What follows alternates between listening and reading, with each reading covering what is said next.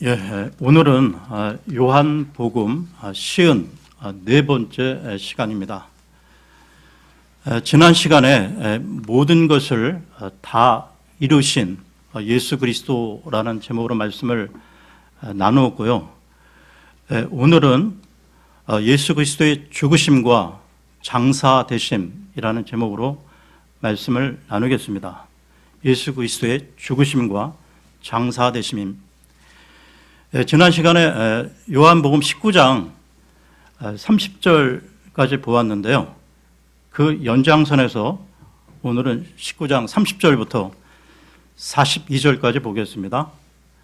요한복음 19장 30절부터 42절까지 보겠습니다.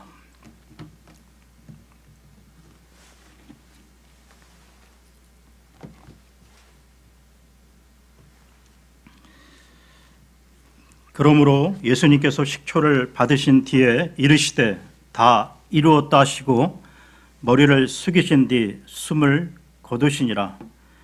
그런즉 그날은 예비일이므로 유대인들이 안식일에 그 몸들을 십자가에 남겨두려 하지 아니하여 빌라도에게 그들의 다리를 꺾고 그 몸들을 치워달라고 간청하니 이는 그 안식일이 큰 날이었기 때문이라. 이에 군사들이 가서 그분과 함께 십자가에 못 박힌 첫째 사람과 또 다른 사람의 다리를 꺾되 예수님께 이르러서는 그분께서 이미 죽은 것을 보고 그분의 다리를 꺾지 아니하니라. 그러나 군사들 중에 하나가 창으로 그분의 옆구리를 찌르니 즉시로 거기서 피와 물이 나오더라. 그것을 본 자가 증언하였으며 그의 증언은 참되니라. 그는 자기가 말하는 것이 참된 줄 아나니 이것은 너희가 믿게 하려 함이니라. 이 일들이 이루어진 것은 그의 뼈가 하나도 꺾이지 아니하리라 한 성경 기록을 성취하려 함이더라. 또 다른 성경 기록이 다시 이르되 그들이 자기들이 찌른 자를 보리라 하느니라. 아리마대의 요셉은 예수님의 제자였으나 유대인들을 두려워하여 은밀히 따르더라. 이 일 뒤에 그가 빌라도에게 간청하여 자기가 예수님의 몸을 가져갈 것을 구하매 빌라도가 허락하니라. 그러므로 그가 가서 예수님의 몸을 가져가니라.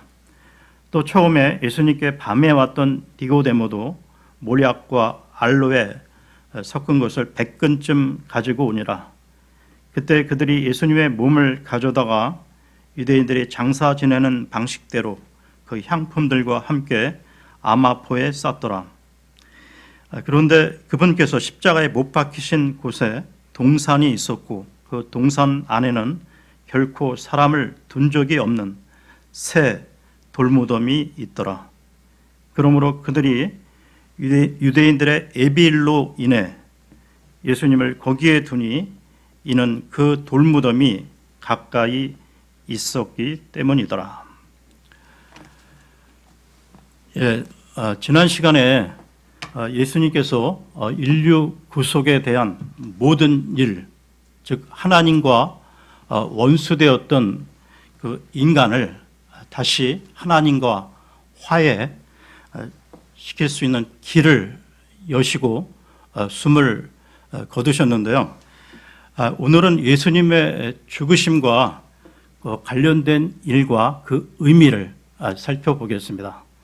그러면 19장 31절을 보겠습니다. 19장 31절입니다. 그런즉 그날은 예비일이므로 유대인들이 안식일에 그 몸들을 십자가에 남겨두려 하지 아니하여 빌라도에게 그들의 다리를 꺾고 그 몸들을 치워달라고 간청하니 이는 그 안식일이 큰 날이었기 때문이라.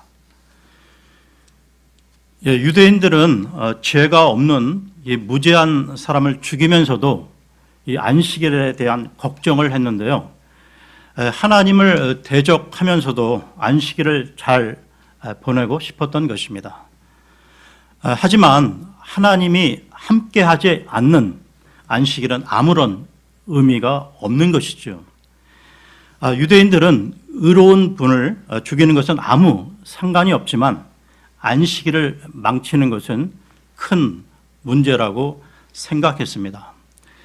이것이 바로 종교인들의 생각인데요. 종교인들은 예수님보다 종교의식과 절기를 더 중요하게 여긴다는 것입니다. 이런 현상은 지금 우리가 살아가고 있는 이 마지막 교회 시대의 모습에서도 많이 볼 수가 있다는 것이죠. 그리고 여기 31절 끝부분에 이는 그 안식일이 큰 날이었기 때문이라는 말씀에 주의할 필요가 있는데요. 그 안식일은 보통 토요일에 그런 안식일이 아니었다는 것입니다. 그러니까 큰 날이라 부르는 다른 안식일이었다는 것이죠. 이 특별한 안식일은 보통의 토요일 그 안식일과는 달리 일주일 중 어느 요일에도 올 수 있는 날이었는데요. 예를 들어 매년 기념하는 2월 14일 이런 6월절 안식일이었는데요. 이날은 토요일이 아니면서도 반드시 쉬어야 하는 안식일이었습니다. 그래서 어떤 때는 이 안식일이 한 주에 2번 있을 수도 있었다는 것이죠. 그러니까 어떤 사람들은 여기 31절의 그 안식일이 일반 토요일의 정규 안식일로 생각하고 예수님께서 이게 숨을 거두신 날이 금요일이었다고 주장한다는 것입니다. 하지만 그들은 이 안식일이 어느 요일에도 올 수 있는 큰 날이라고 불리는 특별한 안식일이었음을 간과했기 때문에 그런 주장을 하게 된 것이죠. 여러분, 예수님께서 숨을 거두신 날은 절대로 금요일이 아니라 수요일이었다는 것입니다. 그런데 그 다음날 목요일이 큰 날이라 불리는 안식일이었기 때문에 숨을 거두시던 수요일 저녁 6시 이전에 반드시 그 시신을 치워야 했던 것이죠. 그러니까 예수님은 수요일 6시 전에 십자가에서 내려져 무덤에 들어가셔서 사흘 낮과 사흘 밤을 지내신 후 부활하신 것입니다. 이와 관련해서요, 마태복음으로 가겠습니다. 마태복음 12장 40절을 보겠습니다. 마태복음 12장 40절입니다.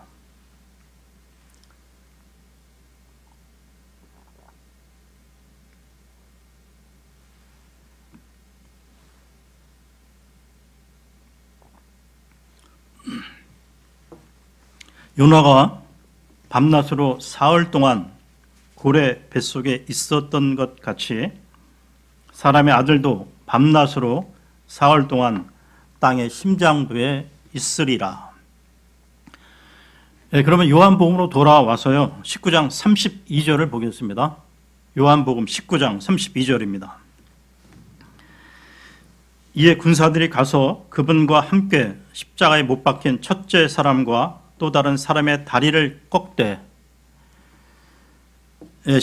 십자가에 못 박힌 그 사람의 뼈를 꺾는 것은 행여라도 숨이 붙어 있지 않도록 하기 위한 일종의 처형, 확인 사살이었는데요. 그러니까 로마 병사들이 예수님과 함께 십자가에 못 박혔던 두 제수의 뼈를 꺾은 것은 그들이 아직 숨이 붙어 있었기 때문이었습니다. 이날 그 십자가에 달린 제수들은 어차피 그 십자가에서 내려져야 했는데요. 그 다음 날이 큰 날이라 불리는 특별한 안식일이었기 때문에 그런 부정한 것들을 노천에 그냥 놔두는 것은 그 율례에 어긋나는 일이었기 때문이었습니다.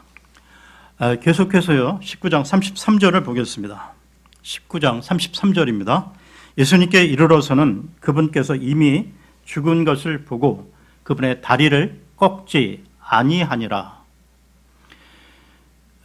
예수님께서는 이미 숨을 거두셨는데요. 예수님의 죽으심을 통해 어떤 일이 일어났는가 한번 보겠습니다. 오늘 말씀의 제목이 예수님의 죽으심과 장사되심인데요. 이와 관련해서 히브리서로 가겠습니다. 히브리서 9장 15절에서 17절을 보겠습니다. 히브리서 9장 15절에서 17절입니다.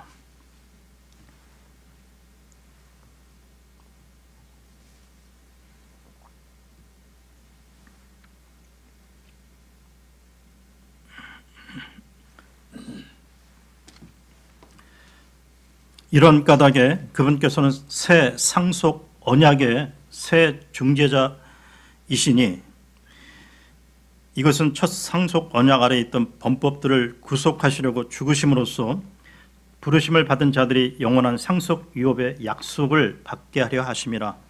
상속 언약이 있는 곳에는 또한 반드시 상속 언약하는 자의 죽음이 필히 있어야 하나니 상속 언약은 사람들이 죽은 뒤에라야 효력이 있고 상속 언약하는 자가 살아있는 동안에는 아무 힘이 없느니라.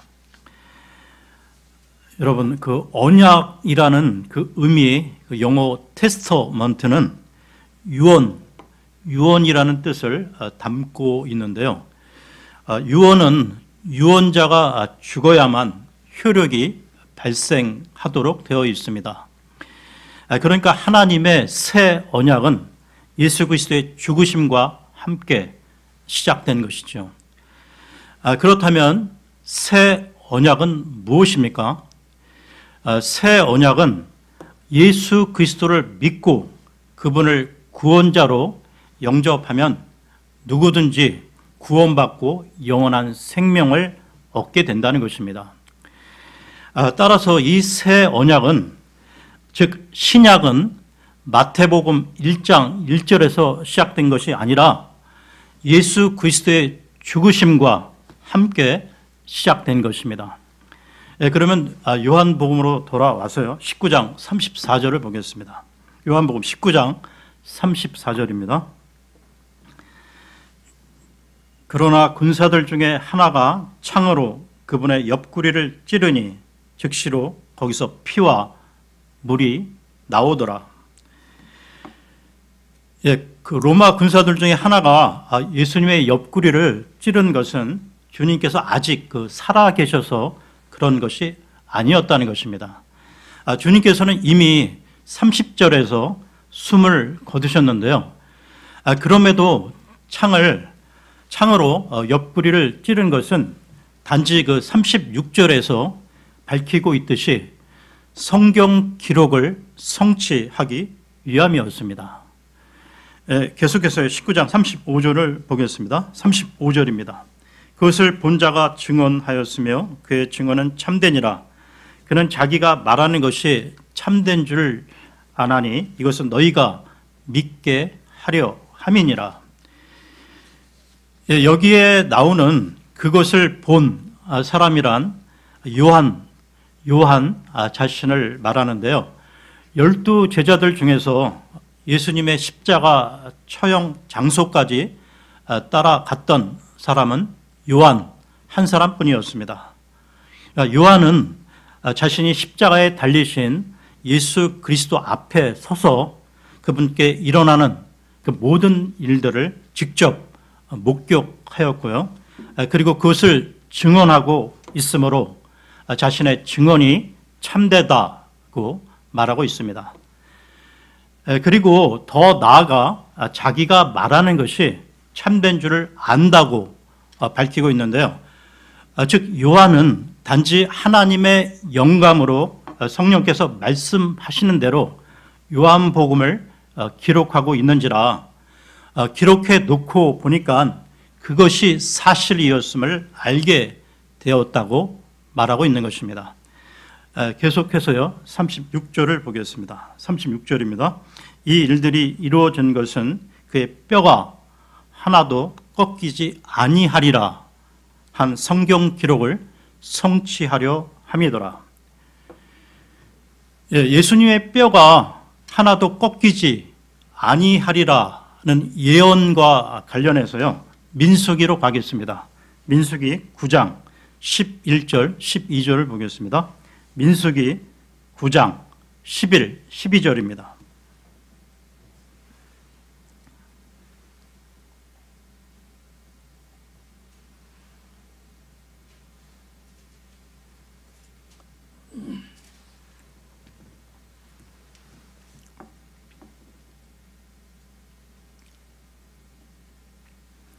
둘째 달 14일 저녁에 그들은 유월절을 지키고 유월절 어린 양을 누룩 없는 빵과 쓴 채소와 함께 먹을 것이요 그것을 아침까지 조금도 남겨두지 말며 그것의 뼈를 하나도 꺾지 말고 유월절의 모든 규례에 따라 그것을 지킬 것이니라.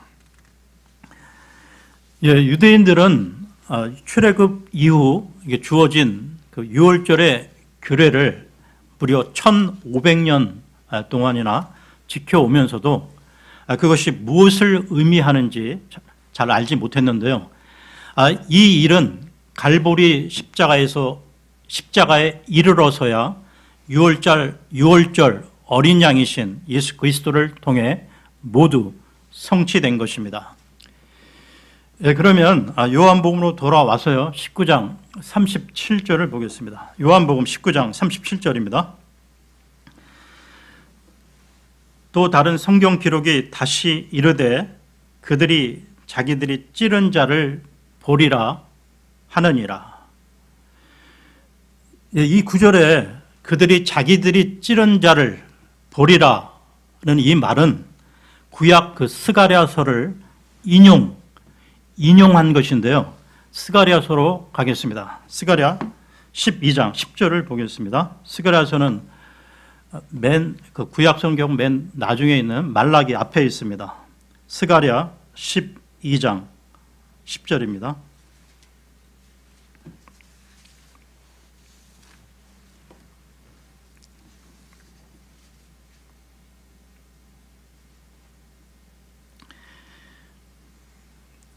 내가 다윗의 집과 예루살렘 거주민들 위에 은혜의 영과 간구하는 영을 부어 주리니 그들이 곧 자기들이 찌른 나를 바라보고 사람이 자기 외아들을 위하여 애곡하듯 그를 위하여 애곡하며 사람이 자기의 처음 난 자를 위하여 쓰라리게 슬퍼하듯 그를 위하여 쓰라리게 슬퍼하리로다. 여기 그 스가랴서 이 12장 10절의 이 예언은 아직 그 성취되지 않았는데요. 이 구절은 예수 그리스도의 재림과 관련된 것입니다. 그리고 여기서 말하는 이 그들이란 로마 병사들이 아니고요. 이스라엘 백성을 말한다는 것입니다. 그러니까 앞으로 이스라엘과 구원받지 못한 사람들은 대환란을 거친 뒤에 지상으로 재림하시는 주님을 보게 될 것인데요.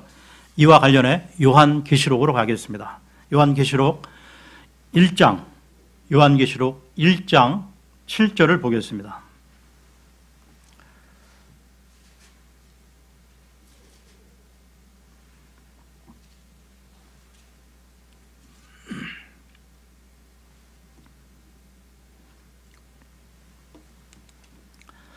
보라, 그분께서 구름들과 함께 오시느니라. 모든 눈이 그분을 보겠고 그분을 찌른 자들도 볼 것이요 땅의 모든 족속들이 그분으로 인하여 통곡하리니 참으로 그러하리로다. 아멘. 그러면 요한복음으로 돌아와서요. 19장 38절을 보겠습니다. 요한복음 19장 38절입니다. 아리마대의 요셉은 예수님의 제자였으나 유대인들을 두려워하여 은밀히 따르더라. 이 일 뒤에 그가 빌라도에게 간청하여 자기가 예수님의 몸을 가져갈 것을 구하매 빌라도가 허락하니라. 그러므로 그가 가서 예수님의 몸을 가져가니라. 여기에 그 아리마대의 그 요셉이라는 사람이 등장하고 있는데요. 이 아리마대는 지명입니다.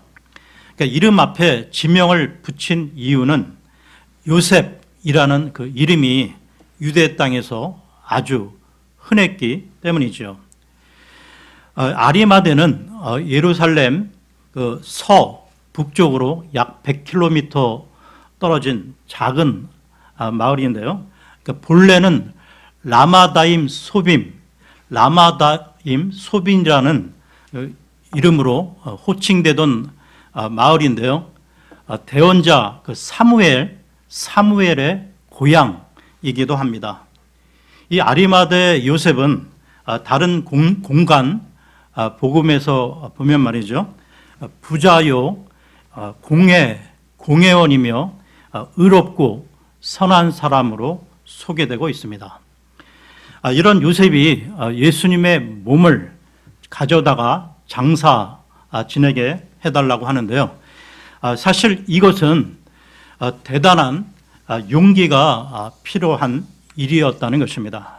그러니까 은밀히 자기가 따르던 예수님이 처형되신 후 그분에 대한 자신의 그 속 마음을 이렇게 털어놓을 수 있었다는 것은 아무나 할 수 있는 일이 아니었다는 것이죠. 더구나 자신은 공회원이었고 예수님은 또한 신성 모독죄에다가 반국가 사법으로 몰려 극형에 처해진 범죄자였는데도 말입니다. 그리고 이 38절을 자세히 보게 되면 요셉이 가져간 것은 예수님이 아니라 예수님의 몸이라는 것이죠. 그러니까 예수님은 그 동일한 시간에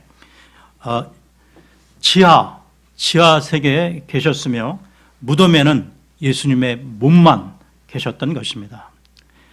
계속해서 39절을 보겠습니다. 39절입니다. 또 처음에 예수님께 밤에 왔던 니고데모도 물약과 알로에 섞은 것을 100근쯤 가지고 오니라. 여기 니고데모가 나오고 있는데요. 요한복음 그 3장에서 밤에 예수님을 몰래 찾아와서 예수님과 대화했던 그 니고데모입니다.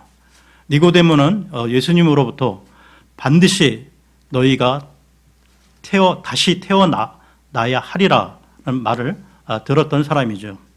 그러니까 니고데모 역시 공회원이었으므로 아리마대 요셉과 마찬가지로 예수님에 대해 겉으로 드러내지 못했었는데요.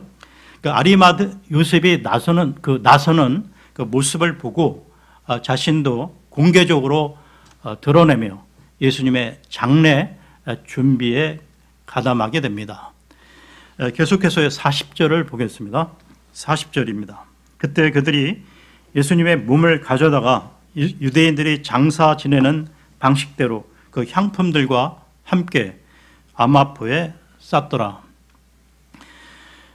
아리마대 요셉과 니고데모가 예수님의 몸을 그 장사 지내는 데 있어서 수의를 사용하지 않았음을 주목해 보십시오. 성경은 예수님의 몸에 수의를 입힌 게 아니라 아마포로 둘둘 말아 싼 것으로 말하고 있다는 것입니다. 제 기억으로 아주 오래전에 제가 어렸을 때 일인데요. 로마 그 카톨릭이 발표하기를 이탈리아 그 토리노에서 예수님의 수의가 발견되었다고 선전을 했고 영화까지 만들어졌었는데요. 저도 그 영화를 본 기억이 납니다. 그러니까 큰 감동을 받았던 그 기억이 있는데요. 그러나 이것은 캐톨릭이 가공으로 꾸며낸 속임수였다는 것이죠. 그러니까 예수 그리스도의 본질을 흐리게 하기 위한 술책이었습니다.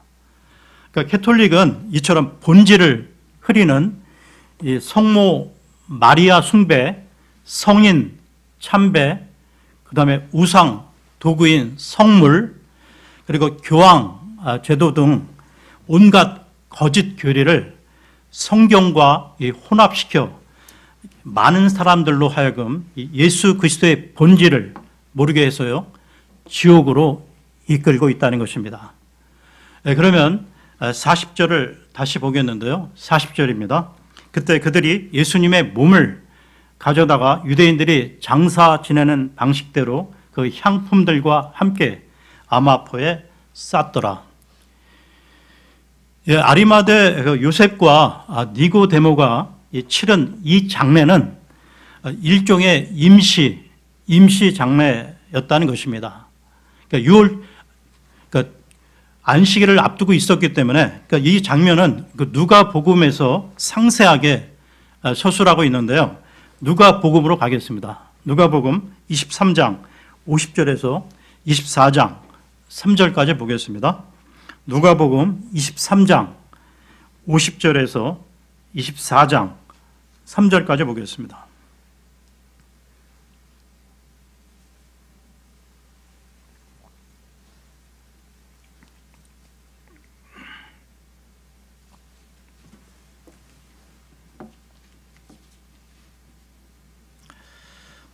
보라, 요셉이라 하는 사람이 있었는데 그는 공회원이며 선하고 의로운 사람으로 그들의 결의와 행동에 찬성하지 아니한 바로 그 사람이더라. 그는 유대인들의 도시 아리마대 출신으로 역시 하나님의 왕국을 기다리더라. 이 사람이 빌라도에게 가서 예수님의 몸을 달라고 간청하여 그 몸을 내려다가 아마포로 싸고 결코 전에 사람을 둔 적이 없는 돌무덤, 곧 돌 속에 판 돌무덤에 그 몸을 두니라. 그날은 안식일이며 안식일이 다가오더라. 갈릴리에서부터 그분과 함께 온 여자들도 뒤를 따라가서 그 돌무덤을 보고 또 그분의 몸을 어떻게 두었는지 보고 돌아가서 향품과 기름을 예비한 뒤 명령에 따라 안식일에 안식하더라.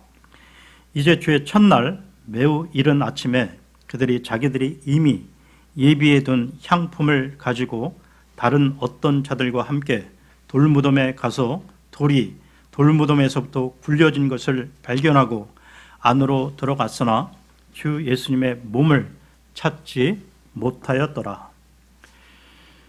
그러니까 아리마대의 요셉과 이 니고데모가 임시로 치른 장례를 마무리하기 위해 여인들이 주의 첫날에 무덤으로 다시 왔던 것입니다.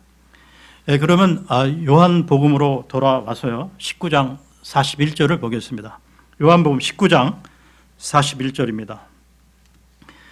그런데 그분께서 십자가에 못 박히신 곳에 동산이 있었고 그 동산 안에는 결코 사람을 둔 적이 없는 새 돌무덤이 있더라. 예수님께서는 새 무덤에 장사되셨지만 이 무덤은 원래 주님을 위해 마련되었던 무덤이 아니었습니다.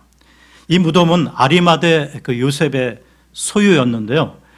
이와 관련해 마태복음으로 가겠습니다. 마태복음 27장 57절에서 60절까지 보겠습니다. 마태복음 27장 57절에서 60절입니다.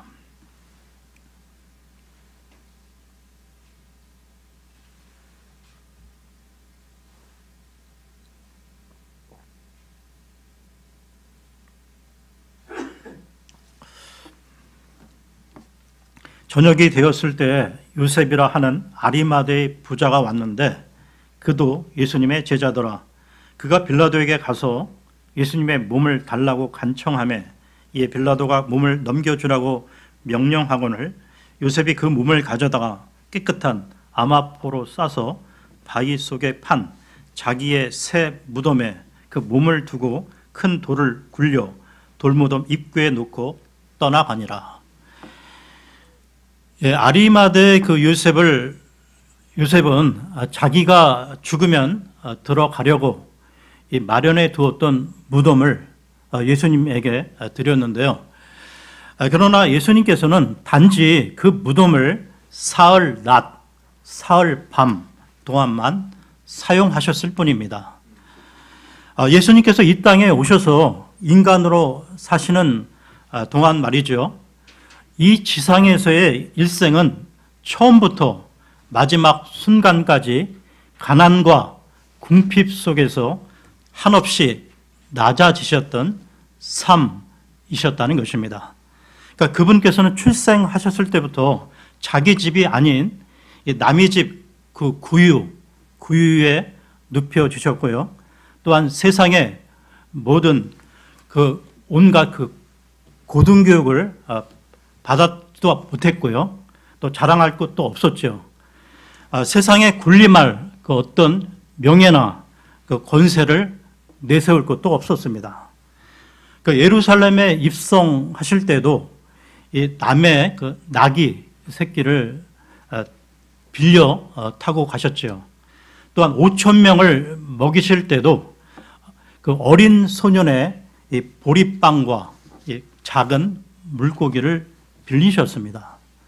그리고 마지막으로 이제 숨을 거두신 다음에도 남의 무덤을 빌려 거기에 눕혀 주셨던 것이죠. 그러면 요한복음으로 돌아와서요. 19장 42절을 보겠습니다. 19장 42절입니다. 그러므로 그들이 유대인들의 예비일로 인해 예수님을 거기에 두니 이는 그 돌무덤이 가까이 있었기 때문이더라. 예수님의 몸이 무덤 안으로 들어갔는데요.